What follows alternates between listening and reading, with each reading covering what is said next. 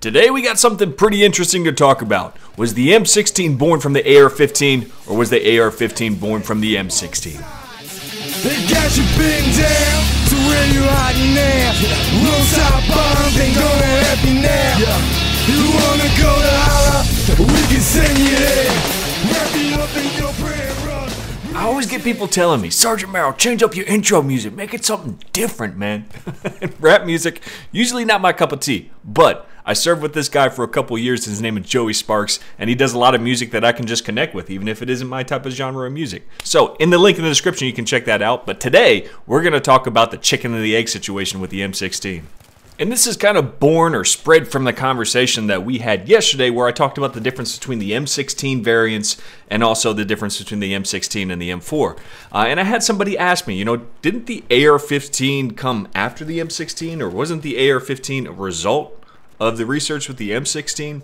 And it's kind of an interesting conversation. It's like I said, the chicken or which came first, the chicken or the egg? So I wanted to bring this conversation up. And for this conversation, I'm using the M16A4 in Battlefield 3. And we talked about yesterday the difference between the widely popular M16A3 in Battlefield 3 and the M16A4 is just that the M16A4 doesn't have fully automatic mode. It has 3-round burst, which makes it extremely similar to the M4 that we see in Battlefield 3. It just has a lot more reach. And we also talked about how my issued weapon when I was in the military myself was the M16A2. They had not phased that out just yet for the non-combat units. Now, a lot of the combat units were getting the new stuff, the M16A3 and the M16A4. Mostly the A4. We talked about that in the last video. Now, I was in a non-combat unit. I was in the military intelligence unit. That's just the luck of the draw. I was a public affairs specialist in a military intelligence unit. Just imagine that. Whenever I had to write an article, half of the time it was considered classified. Couldn't even publish it. But that's another conversation. So the M16A4 is something that I connect with much more than the M16A3 because it behaves a lot like it. I feel like the only difference is the rail. It has that that tactical quad rail with the Picatinny rails on it. Cool little attachments that you can put on it that you couldn't put on with the M16A2 because it had that ribbed handguard, and not what we see here. But back to our main topic. Which came first, the AR-15 or the M16?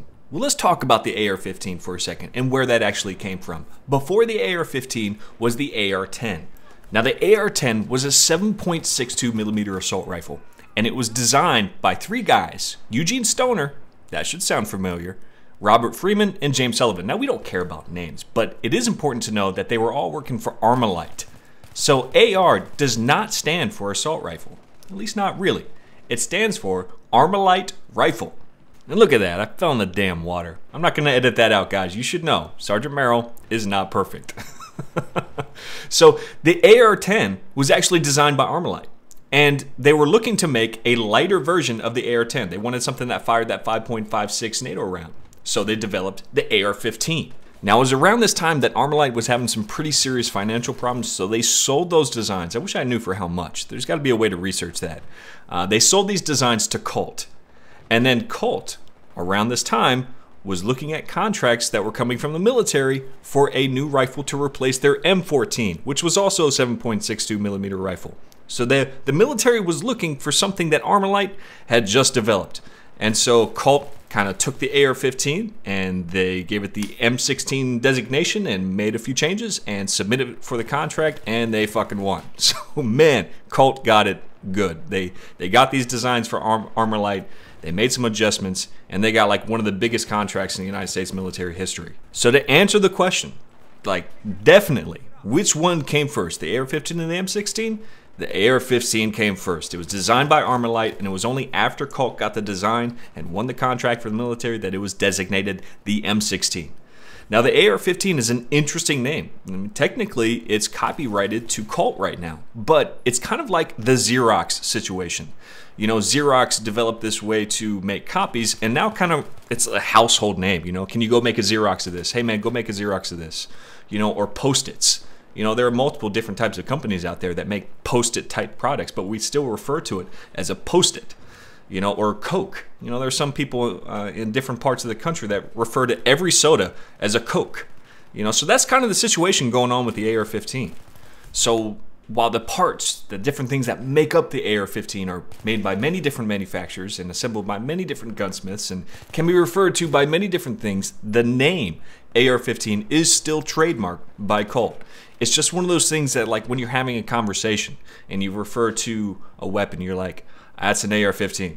You know, people understand exactly what you mean. When you say AR-15, you know they just know exactly what you mean. Just like when you say make a Xerox of this, they know exactly what you mean. So if you were to manufacture your own AR-15 type rifle, you know, you can do that. You know, but you can't call it the AR-15. You can't market it as the AR-15. You know, you got to do something like Heckler & Koch does. You know, the HK416. You know, or something like that. And typically, you wouldn't even want to market it as the AR-15 because there's so much that can happen with this platform. It's kind of like a sandwich. You know, how would you define a sandwich? You know, 2 pieces of bread and something in the middle.